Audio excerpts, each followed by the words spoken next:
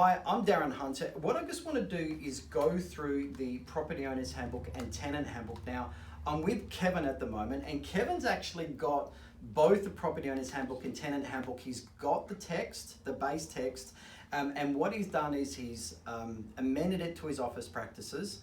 He's changed it to the legislation here in the state of South Australia, but also he's added his photos and he's branded it up and he's really made these handbooks his. Now, this is the Property Owner's Handbook, and as you can see, he's got it professionally done, a really good professional cover there. And as you can see there, it's been properly laid out with a printer using the same base text as what we've supplied. And really made it his. Now the tenant handbook is still in the making at the moment, but just for the sake of today in this demonstration, can you imagine it's dressed up like this? But Kevin, I know that we'll be still working on that. But this is the actual tenant handbook again. It's got around about 40 pages of text. And this one's around about 27 pages of text. But I just want to show, let's just pretend we're in a listing presentation at the moment. Kevin is the prospective client and I'm the property manager. Kevin, one of the things that we've done and already worked out is you've mentioned to me that you've got a couple of reservations about getting your property managed, and you've showed me concern around you don't want to get the tenant from hell, and you're worried about your mortgage payments not occurring on time. What I want you to do, I want to show you this. This is our Property Owner's Handbook that we give to new clients only. I just want you to have a look at this, and just open up to the front page there. And what we've got here in the front section here, Kevin, we've listed out a lot of frequently asked questions that clients have, people like yourself, about the property management process. Now, we've gone right into, when it comes to getting the right tenant, we've got a whole section on here on how we select tenants. What's the actual process that we go through? But also, we talk a lot about here in our rent arrears process. You know, at day 2, we send out an SMS text. On day 3, what we do, on day 4, we outline the whole process in there.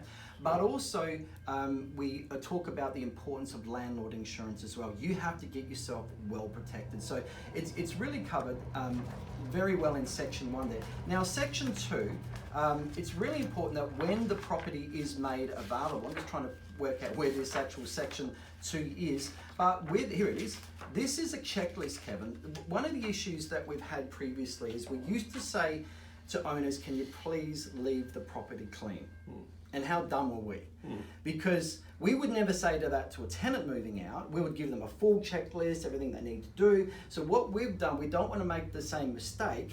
We want you to have a full checklist of everything that we need to have the property ready, right down to the gardening, carpet cleaning, the cleaning that needs to be there. So we're giving and handing over the property right to the tenant, so we're not then stepping into any conflict as well. But the last section here, Kevin, is we've got a whole list of, a lot of owners make the mistake and they think that all we do as property managers is drink coffee and collect the rent. Well, that's simply not the truth. So we've actually gone through, for example, everything that we do in fine detail with the management process. With the leasing process, I mean, that's like a 10 to 12 hour process in itself. Right down to the lease renewal process, the routine inspection process. So you've got a full list there. Now, if I can just grab that back off you. Sure. Also, just be aware, the tenant handbook, you express some concern about getting the right tenant. Just know that if you sign up with us, this is the level and depth that we go to when we sign up the tenant. This is the comprehensive level that we go to, all right? Now, just stopping for a sec here is that there's other ways where we just give Kevin the handbook. We actually ask him to have a look through that. We get him emotionally connected to that. And when we say at the start that we can't leave the handbook with you, we need that back. At this point, Kevin should be, or our potential client should be, emotionally connected to that handbook and really don't want to part with it. So when we do get it back, what we're now doing is that we're taking something off Kevin that he wants. And it's called the law of scarcity, that people always want what they cannot have. So using the Property Owner's Handbook and the Tenant Handbook, that should give you a really effective point of difference in the listing presentation. Thank you and take care.